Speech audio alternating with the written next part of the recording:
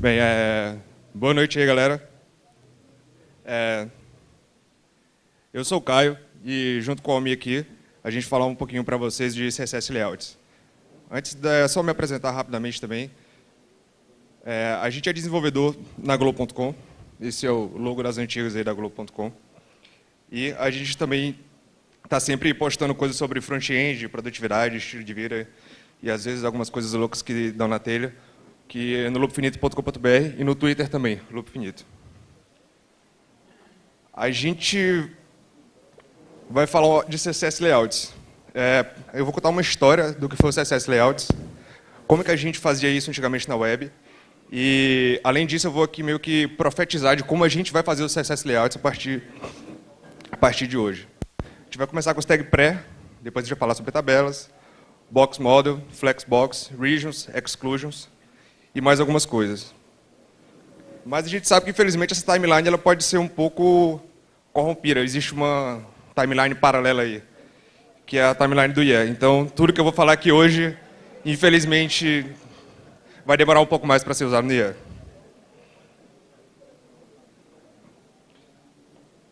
Bem, vou começar a falar aqui agora sobre tabelas. Falar um pouco dos tempos negros aí da web. O HTML.0 nasceu em 1990. Ele foi uma linguagem feita para estruturar documentos. Daí a sigla, né, uma Markup Language. E o único modo de se layoutar nessa época era com a tag pré. A tag pré é aquela tag que todos os white spaces que você coloca dentro dela, tipo um enter ou um espaço, ele é renderizado da mesma forma que você digitou. E esse foi o primeiro site que existiu na web. Foi o site que o Tim Berners-Lee, no CERN, disponibilizou para a gente. Logo depois veio o HTML 2.0, em 93. Aqui a gente teve a tag imagem. Finalmente o HTML virou um padrão, pelo Engineering Task Force. Depois o HTML 3.0, e aqui a gente tem a tabela. Além de tabela, a gente ganha o nosso tão usado até hoje float left, float right, que ele foi feito para que texto flutuasse em uma imagem. A gente também teve alguns elementos matemáticos. Mas, infelizmente, o HTML 3.0 nunca foi aprovado e ele nunca foi implementado. Quem foi implementado foi esse cara aqui, o HTML 3.2, em 97. E aqui a galera começou a descobrir o poder do table borda zero, que começou a layoutar insanamente as coisas usando tabela. E é mais ou menos nessa época que nasce o web designer, né? Quem nunca viu esses gifzinhos por aí, né? Uma parada interessante sobre tabelas, que eu mesmo não sabia, é que tabela foi feito sim para layout. A gente costuma falar que, tabela é para ser usado para dados tabulares e tudo mais, mas se você for ler a spec do W3C, você pode ver que ali no final ele fala que ele pode ser usado para dados tabulares e para propósitos de layout. Então, para quem quiser arranjar uma confusão aí, discutindo com algum programador xiita, tabela pode sim ser usada para layout. O W3C aprova. E aqui são alguns sites aí das antigas, para ilustrar mais essa história que eu estou falando para vocês. Esse aqui é o Yahoo, 96. Essa é a Apple, de 97. Esse é o Ball, quem nunca teve e-mail do Ball, hein? 2000. UOL, 99. Cadê? Nos salvando aí na era pré-Google, né? A Amazon, do ano de 2000, que até hoje não mudou muita coisa. Essa é a Globo.com em 2000. A Globo em 2001. E esse é um código clássico dessa época. Esse código é um código do site da Apple de 1996. É um site super sem zoação. Está bem indentado, está bem documentado, está comentado direitinho. Mas, a gente vendo esse código, a gente lembra de todos aqueles problemas que a gente tinha. Que é, conteúdo e layout está tudo misturado ali, cara. Para você manter esse código, é um saco. O render não é incremental. O que significa isso? Como a gente está usando tabela, o navegador precisa dar um parser inteiro na sua tabela para mostrar no navegador. Ele não tem como fazer um render incremental, que é o que acontece hoje em dia. Então, a velocidade percebida não é a velocidade de fato de renderização. É a velocidade percebida do usuário, ela é mais baixa. E a gente tem uma baixa acessibilidade que a gente sabe que, leitor de tela cansa pra caramba de ler tabela, não é tão simples. E assim que a gente fazia layout antigamente. E depois descobriram alguns problemas e criaram o Box Model. Eu vou passar para o Almir agora para ele falar um pouco aí sobre o presente. Bem, pessoal, tá legal o microfone aí? Porque aqui a gente ouve diferente, então às vezes fica meio estranho. Antes de eu falar do Box Model, só queria denunciar que tem um caçador de talentos aqui do Rio, de uma startup do Rio, e ele me pediu para perguntar aqui, quem é... Tem alguém aqui do Rio ou que veio do Rio? Levanta a mão aí. Beleza, valeu. Bem, o Box Model, todo mundo aqui que faz layout, que mexe com CSS, conhece o Box Model, porque esse é o método que a gente utiliza hoje para fazer layouts na web. E o Box Model, ele nasceu com o CSS. Né? Na primeira versão do CSS, surgiram diversos problemas, que eu vou falar dele mais adiante. Mas o que é que o CSS propõe?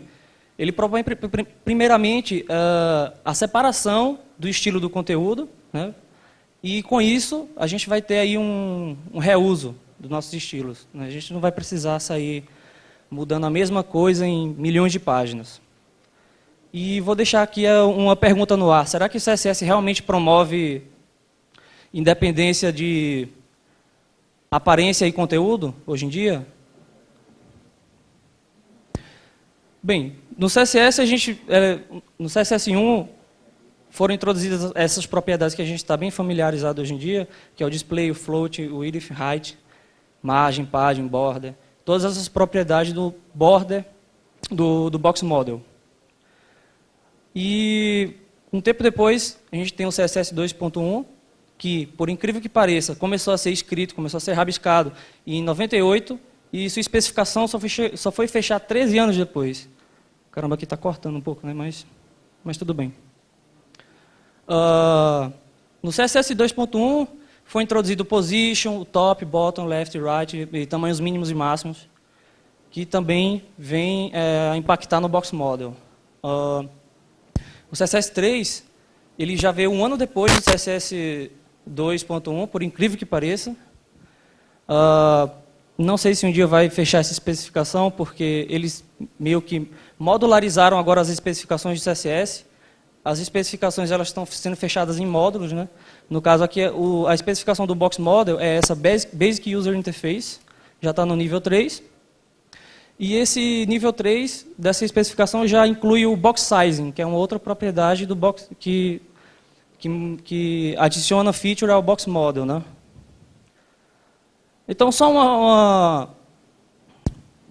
um resumo rápido do Box Model. O nosso navegador, antes de renderizar qualquer elemento, ele vai levar em consideração tudo isso aqui. Ele vai levar em consideração largura e altura do elemento, vai levar em consideração o padding do elemento, depois ainda tem a borda, o tamanho da borda, tem o margem e ainda tem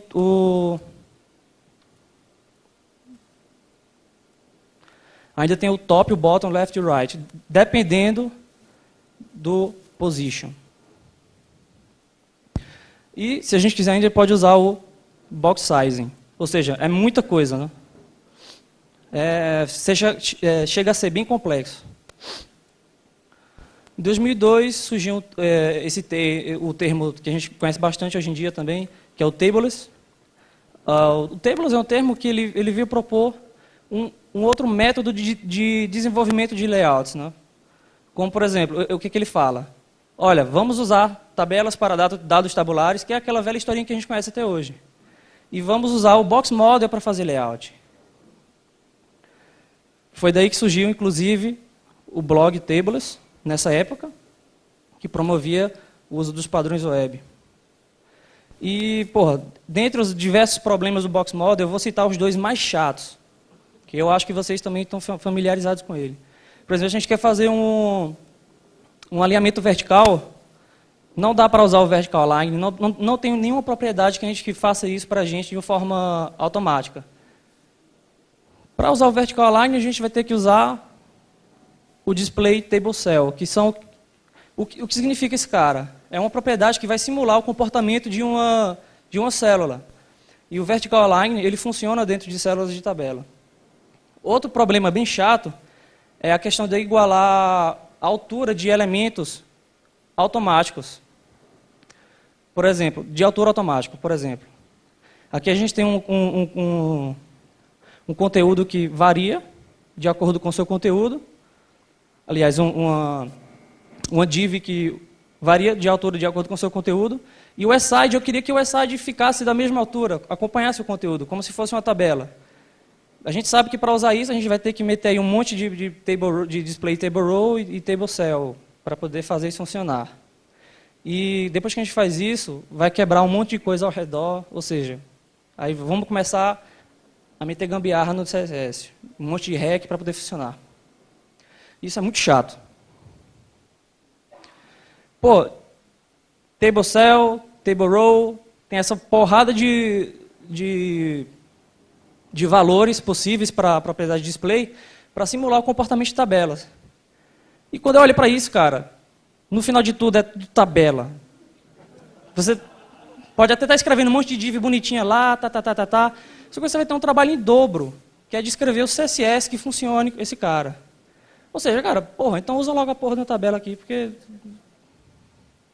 estou tendo trabalho em dobro para nada. E é uma pena que até hoje a gente não tem um método melhor e tão simples quanto eram as tabelas para fazer layouts. Agora o Caio vai começar a falar das coisas mais legais e ele vai começar com o Flexbox, que é um novo tipo de box model.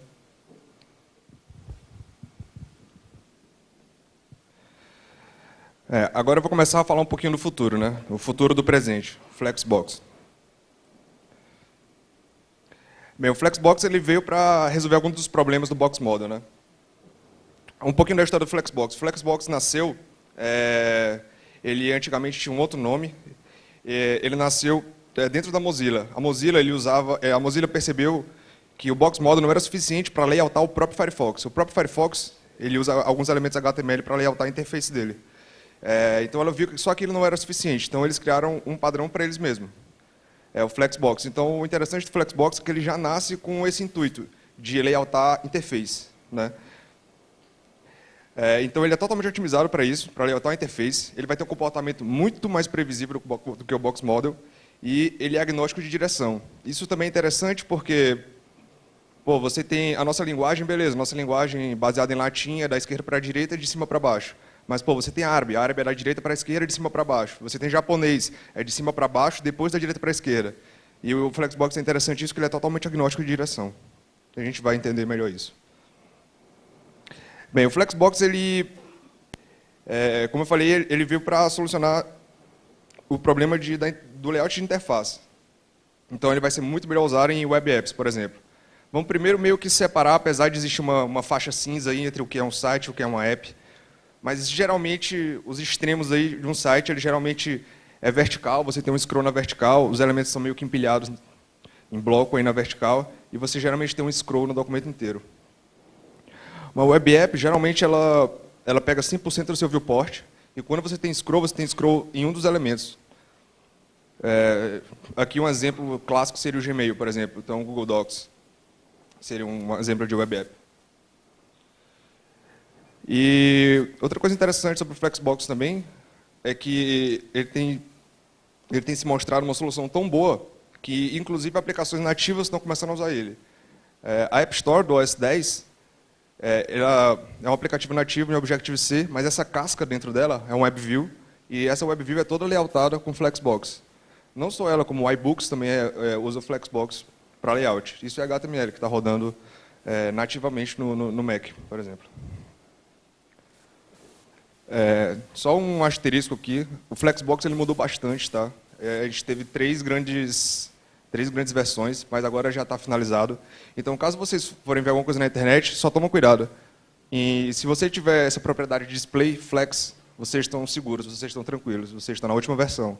Se vocês forem ver algum artigo que não usa display flex, que usa display box, esse flex, parênteses, ou então display box, traço, asterisco, cuidado, que é a spec antiga. Tá. O básico aqui de Flexbox.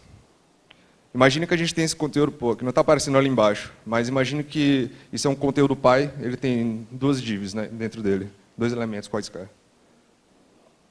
Aqui da esquerda para a direita a gente vai ter o main size dele. E logo depois a gente vai ter o cross size. O cross size ele é perpendicular. Lembra que ele é agnóstico de direção, esse é o padrão, você pode mudar isso. Você muda o main size e o cross size ele vai ser sempre perpendicular. Então, passando pelo meio do elemento, a gente tem o main axis. Por padrão, todos os elementos eles são centralizados no Flexbox. E isso já, de cara, já é muito bom. E perpendicular a ele, a gente tem o cross axis. Como o próprio nome já diz, Flexbox, ou Flexible Box, ele vai tratar de como os elementos crescem e encolhem, de acordo com o elemento pai. Putz, não está aparecendo ali embaixo a regra, né? Ah, não, está ok. Tá. O que a gente vai fazer para que o elemento se comporte como um flexbox é só dar um display flex nele. E aqui a gente vai dizer que a flex direction dele é row. Ou seja, eu quero que os elementos fiquem empilhados na horizontal e não na vertical.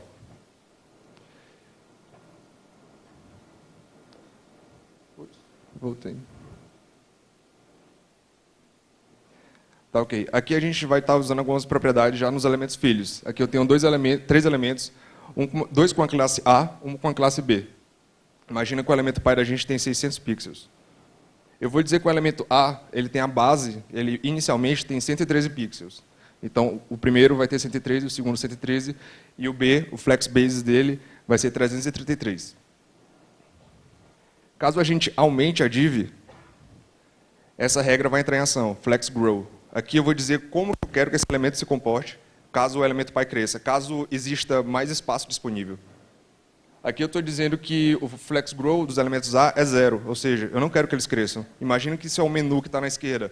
Se você tiver um espaço disponível mais à direita, o menu não precisa crescer. Você quer que, sei lá, o seu conteúdo principal cresça. E o flex grow do B é 1. Isso é um cálculo proporcional, então ele vai pegar todo o espaço disponível. E caso a gente encolha, quem vai entrar em ação é esse cara que está aqui embaixo, que não está dando para ler. É o flex shrink. Aqui eu fiz o contrário do flex grow. Eu não quero que o elemento B encolha, não importa o que aconteça.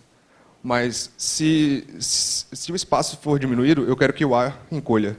Então eu posso também dizer como eles vão se comportar caso haja mais ou menos espaço. E aqui é como o cálculo é feito, né?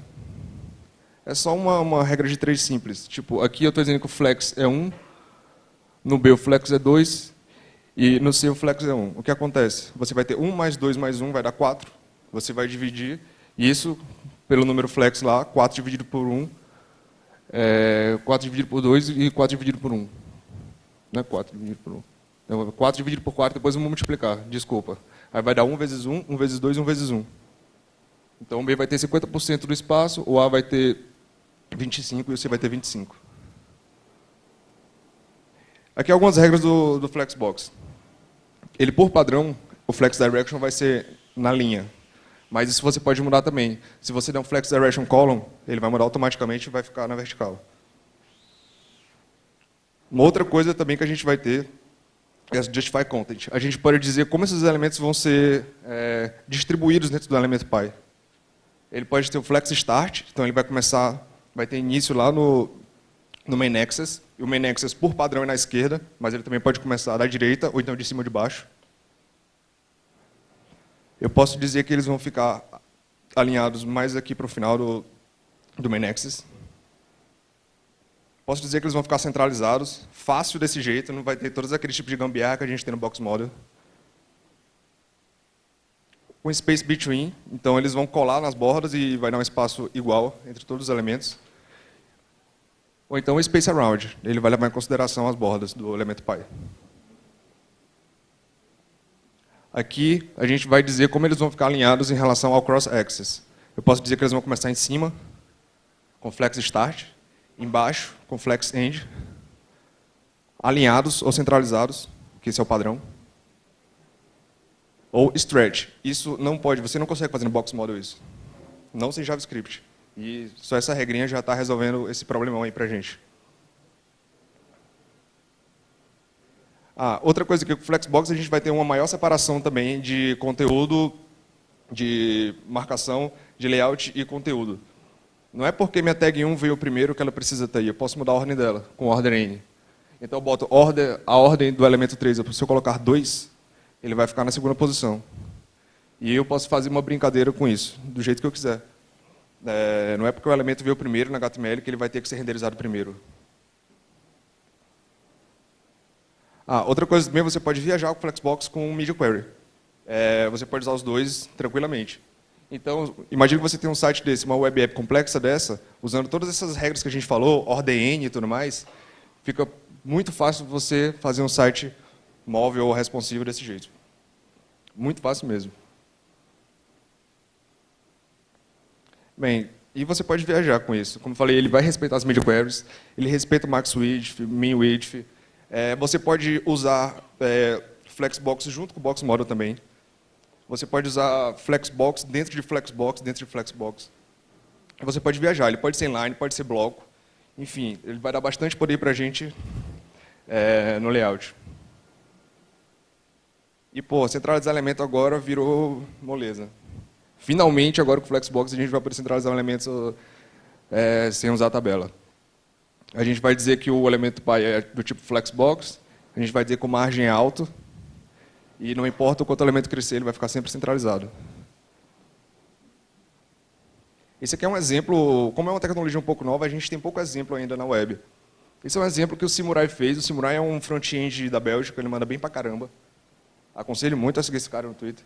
Ele pegou meio que o Sparrow, que é um cliente para Mac de e-mail, e tentou fazer ele usando o Flexbox.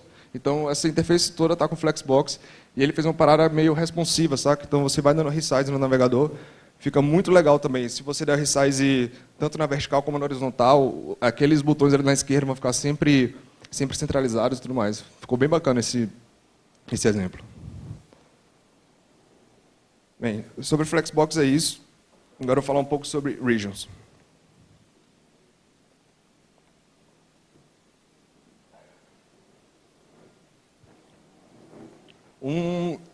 A empresa que está por trás disso, não só ela, mas a que está realmente puxando as coisas no Regions é a Adobe. A Adobe, falando de layout na web, a Adobe está mandando muito bem. Está comitando muito no antigo WebKit, agora Blink, né, que ele está mais ali do lado do Chrome. A Adobe está comitando muito e está com os programadores mais top de CSS estão trabalhando nisso. E uma das specs que eles criaram e já implementaram, inclusive no Chrome, é o Regions. Com o Regions a gente vai ter algumas possibilidades de layout que antigamente só era possível no impresso, né? Aqui a gente vai poder usar um HTML como template e a gente vai poder pegar o nosso conteúdo e inserir nesse template. Então, aqui a gente vai, de fato, ter uma separação maior de conteúdo e apresentação. Imagine só que a gente tem essas 3 divs. São 3 divs que estão em qualquer lugar do seu documento. A gente vai poder pegar um conteúdo e jogar nessas divs. E elas vão conseguir fluir de um elemento para o outro, enquanto houver mais conteúdo a ser mostrado. Eles vão fluir de um elemento para o outro. Inclusive com layouts mais complexos. Imagina que a gente tem esse template aqui, a gente vai pegar o nosso conteúdo e a gente vai dizer que a gente quer que o nosso conteúdo flua nele, como se fosse um jornal, por exemplo. Que a gente tem uma imagem no meio e o conteúdo vai fluir para o outro, sem JavaScript, só com CSS. Então o elemento vai continuar fluindo enquanto houver conteúdo a ser mostrado. Ele vai funcionar mais ou menos assim. A gente vai inserir o nosso conteúdo lá e ele vai fluir de uma região para outra enquanto houver conteúdo a ser mostrado. Isso o browser vai fazer para você só com uma regra CSS bem besta. O vocabulário básico aqui para a gente ter um pouco de regions é o named flows e o regions. Vou mostrar o CSS para vocês vão ver que é bem simples. Imagina que aquele exemplo lá, antigo, era esse HTML, tá? Essa parte de baixo, a gente tem uma div, uma imagem, mais 3 divs. E aquele conteúdo, que é um outro HTML, eu vou inserir nesse cara. Então, esse conteúdo, eu vou inserir nesse HTML. Aquela classe content, que era que estava em cima, eu vou dar um flow into. Então, esse aqui vai ser esse aqui, eu estou dizendo que esse conteúdo vai ter o nome de Lorem Y. E no region, eu vou dar um flow from. Então, eu vou pegar um name flow, que é o lorem ipsum, e vou jogar no region, que é o lorem ipsum que eu acabei de definir lá em cima. Então, estou usando um HTML como template de fato, estou pegando conteúdo e jogando no HTML de template. Que é esse cara, eu estou dizendo que o regions vai receber aquele conteúdo. E outra parada que veio com o regions também, que é interessante, é meio que uma sintaxe nova de CSS. O nome dele é bonito pra caramba, é elemento pseudofuncional. Esse carinha aqui, dois pontos, region, parênteses. O nome é bem complexo, mas a parada é bem simples. O que está acontecendo aqui é que eu estou dizendo que... Lembra que a gente inseriu aquele P no nosso HTML. Quando aquele P estiver na região 3, ele vai ter aquela cor, berez ali. Quando o P estiver na região 4, ele vai ter a cor vermelha. É o mesmo elemento HTML com dois CSS distintos, dependendo da região que ele cair. E aqui são alguns exemplos que já estão na web da galera usando regions. Isso aqui é aquele exemplo mais ou menos que eu dei para vocês. É um template separado, o cara só jogou esse conteúdo e ele vai fluindo. Aqui é a mesma coisa, um layout meio estilo jornal. Esse aqui é o último post da gente que o Almi fez sobre regions. Aqui embaixo a gente tem o text area, você pode ir digitando o text area e vocês vão ver que o conteúdo vai fluir nesse layout. Ele vai de uma div para outra, ele vai fluindo. E sobre regions é isso. Agora vou passar para o Almi que ele vai começar a falar das paradas mais viajantes aí, começando com exclusions. Bem, assim como as regions, a Adobe também está cuidando dessa especificação, é uma das cabeças principais. Eu vou tentar dar uma corrida que a gente está acabando o tempo aqui já, infelizmente. Primeira coisa que a gente tem que ter em mente, todo elemento que a gente tem numa página, ele é renderizado como um quadrado, como um retângulo. Seja esse elemento bloco ou inline, ele sempre é renderizado como se fosse um retângulo. Mas vocês perguntam, pô... mas tem um border radius, né? Se eu usar o border radius, ele vai, então, eu posso até desenhar um círculo, fazer um div que seja um círculo. Só que o border radius, ele só muda... Não está passando aqui. Peraí.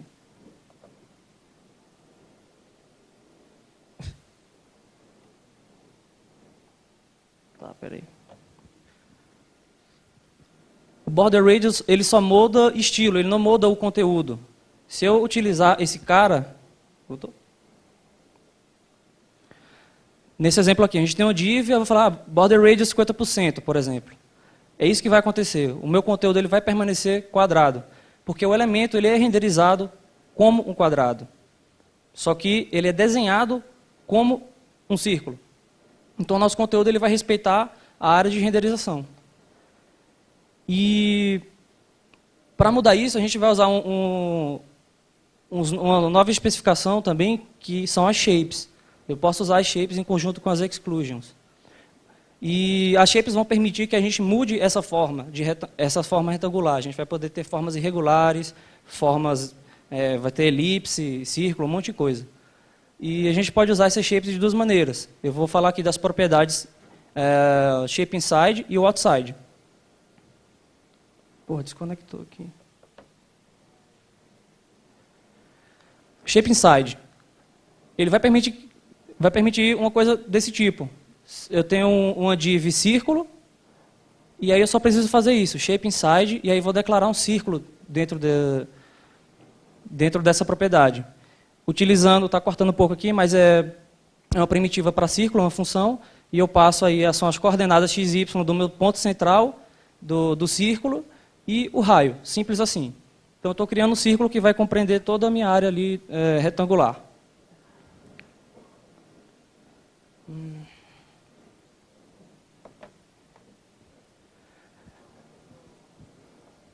Foda, né? Eu posso usar também o polygon para desenhar qualquer polígono que eu quiser. Então, eu posso fazer um polígono que tenha N pontos, quer dizer, um polígono irregular, o que você quiser. Então, aqui eu só vou sair declarando pares de pontos. Eu posso usar ems, posso usar pixel, posso usar porcentagem, posso usar qualquer coisa para definir esses pontos. E aí meu texto vai fluir por esse cara. Então, pessoal, e eu posso usar isso com as regions, por que não? Posso fazer um conteúdo fluir de um cara para o outro. Tá todo mundo ferrado aqui se os designers de vocês descobrirem essas coisas.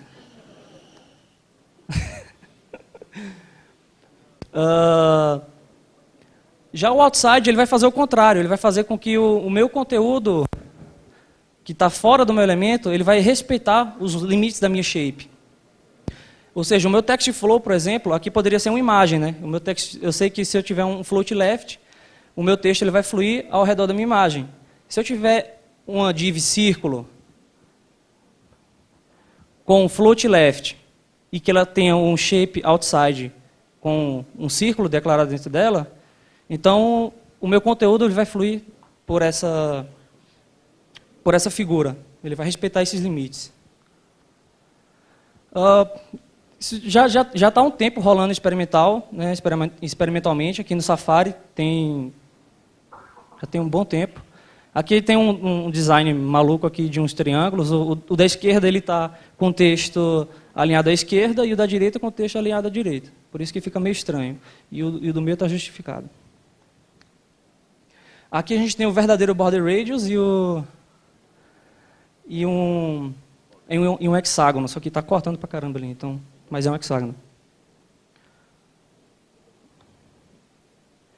Esse é um post também que a gente tem lá no nosso blog, falando sobre shapes. Eu vou poder também, por que não, ter uma imagem e declarar um shape outside para ela. E aí eu vou poder fazer o meu texto circular a minha imagem, da maneira que eu quiser.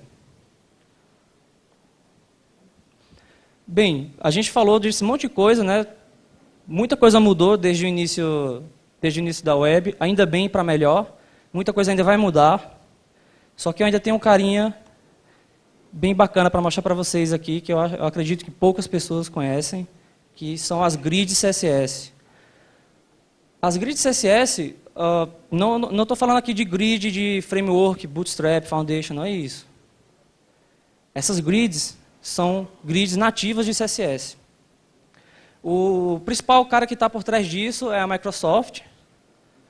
Vixe. Tem uma razão simples porque a Microsoft está querendo melhorar isso, porque eles estão com o Windows 8 agora e vocês podem perceber que eles estão usando Flash Design, toda aquela coisa, explorando bastante as grids. Então, eles estão trazendo isso para dentro da web. E vocês vão ver como esse cara é muito foda. É muito novo, começou a ser rabiscado ano passado, e a proposta principal é, não, eu quero dividir o meu espaço em várias regiões. E aí eu vou jogar meu conteúdo nessas regiões. Simplesmente isso. Terça-feira já mudaram coisas. Nessa terça-feira mudaram coisa na especificação. Renomearam alguns atributos. E eu já até mudei na palestra, já até atualizei. Bem, como eu ia dizendo, ele quer dividir nosso espaço de tela em regiões. E ele vai fazer isso através de linhas e colunas, assim como uma tabela fazia. Então vamos imaginar que as grids sejam um cara parecido com as tabelas, só que sem as tabelas. A gente não vai ter marcação. E o que a gente pode inferir é que, pô, graças a isso, a gente não vai ter mais aquele layout engessado, a gente não vai ficar mais amarrado ao nosso conteúdo. Se a gente quiser mudar algo no nosso layout, a gente não precisa mais ir no CSS e depois no HTML mudar a ordem de alguma coisa, jogar uma coisa para o lado, outra para o outro. A gente vai poder fazer isso tudo através de CSS agora. Digamos que aqui a gente tem um layout simples, tem uma grid bem simples aqui, e assim como o Flexbox eu vou poder definir quem vai ser fluido, quem não vai, quem vai ser flexível. Tem muita coisa do grid que ele trouxe muita coisa boa também do Flexbox. Eu não consigo imaginar alguém que vai fazer uma coisa dessa, tá? Mas só para demonstrar que dá para fazer fácil. A gente tem pode perceber que a gente tem uma região bem irregular ali à esquerda, que tem uma forma de um L e tal. Se a gente jogar um texto aqui, um conteúdo, ele vai fluir naturalmente por essa região. E isso aqui é um outro layout bem simples e que não dá para você fazer sem usar position. Se você pensar direitinho, não dá para fazer só com floats. E se você quiser fazer algo responsive, alguma coisa que mude com resize, alguma coisa, cara, vai ter que meter a cara nas media queries, muita media query e até muito JavaScript, dependendo do caso. Tá. Vou deixar de lenga-lenga e começar a mostrar como é que a gente vai usar esse cara. Vamos definir uma grid. Inicialmente eu tenho eu posso ter um elemento aqui qualquer, no caso eu tenho um div container, e aí eu vou usar a propriedade display para dizer que ela é uma grid. Pronto, ele é uma grid. Que legal. Agora eu vou poder definir as colunas da minha grid. Como é que eu vou usar isso? Eu vou usar a propriedade grid template columns, e aí eu vou colocar vários valores. Cada valor desse é uma coluna. Se eu colocar 5 valores aí, eles vão ter 5 colunas. Aqui eu tenho 2 colunas de tamanho automático. Se eu definir o template rows, que não apareceu ali, mas o que tem aqui embaixo é grid template rows, alto, alto, alto. São 3 altos. Então, tenho 3 linhas e 2 colunas. Consequentemente, 6 regiões. Agora vamos imaginar que a gente tem uma determinada área de tela e minhas colunas estão definidas dessa maneira, né? Só tenho 2 colunas.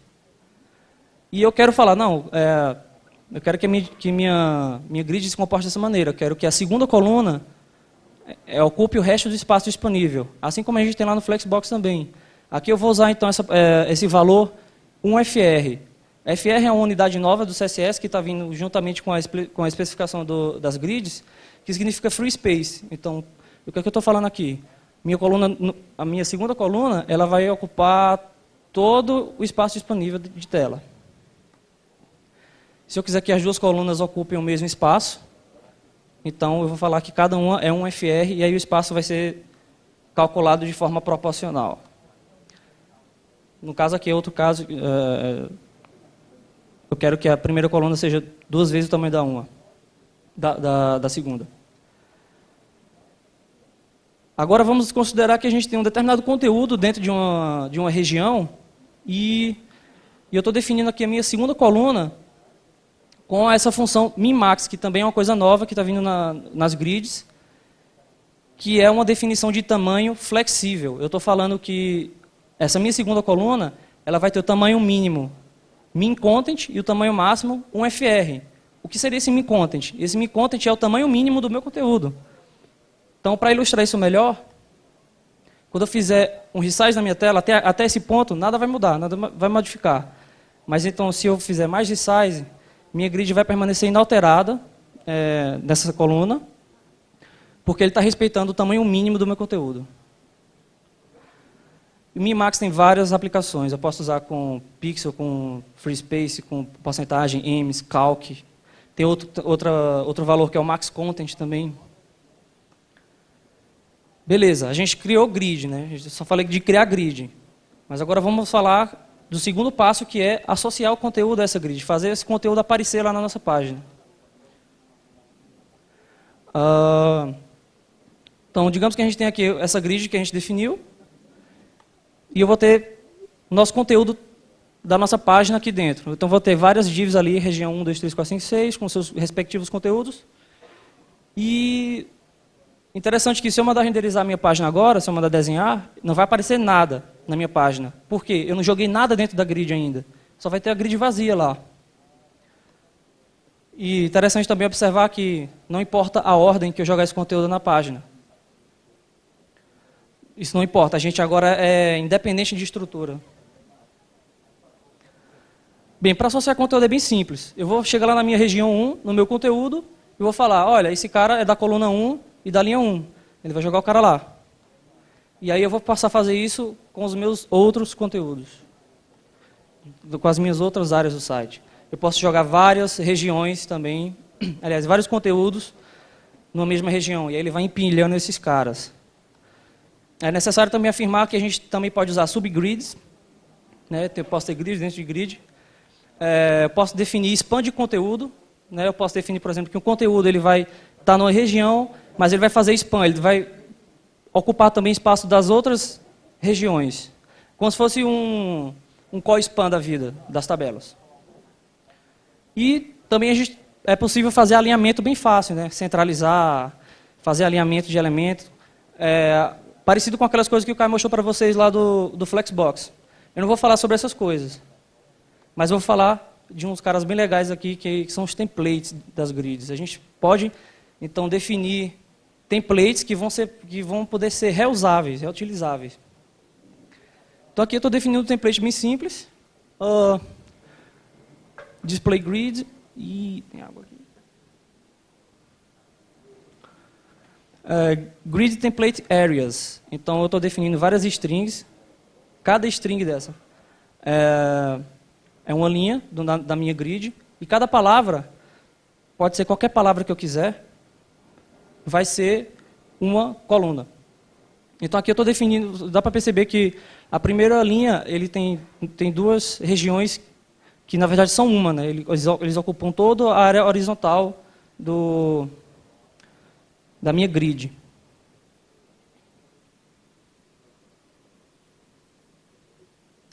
E para associar o conteúdo, nesse caso, é mais fácil ainda. Eu não vou precisar usar aquelas duas outras propriedades. Eu só vou usar esses identificadores aqui. Eu vou falar que a minha região 1 está na área header, a região 2 está no side e por aí vai. Posso jogar várias coisas no content, por exemplo, aqui tem 3 conteúdos no content. E ele vai jogar isso para mim lá. Simples assim. Legal, eu posso usar media queries também para isso. Digamos que esse cara vai ter um comportamento diferente em smartphones. São as mesmas regiões, não removi nem adicionei nenhuma nesse caso. São as mesmas regiões. E o que eu vou fazer? Por exemplo, eu estou falando aqui que eu estou usando Media Query, Landscape e Portrait. No caso, se o cara estiver na horizontal ou na vertical, eu posso definir templates diferentes. E morreu. O meu site vai mudar todo, cara, só com essa regrinha aí. O nosso conteúdo ele já foi associado. Né? Nossos conteúdos já foram associados às regiões. Então, muda tudo. Tem muito mais coisa de grid. Essas coisas que eu mostrei para vocês aqui, tem N maneiras de fazer. Mas é só para dar aquele gostinho mesmo.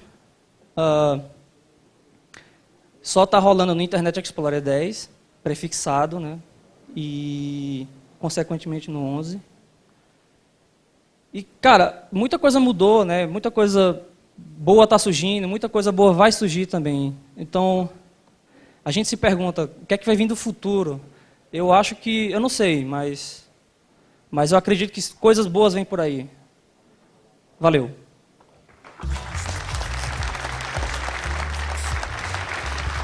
Boa. Pessoal, Perguntas? 3 perguntas, tá? Rapidinho. Tá estourando o tempo.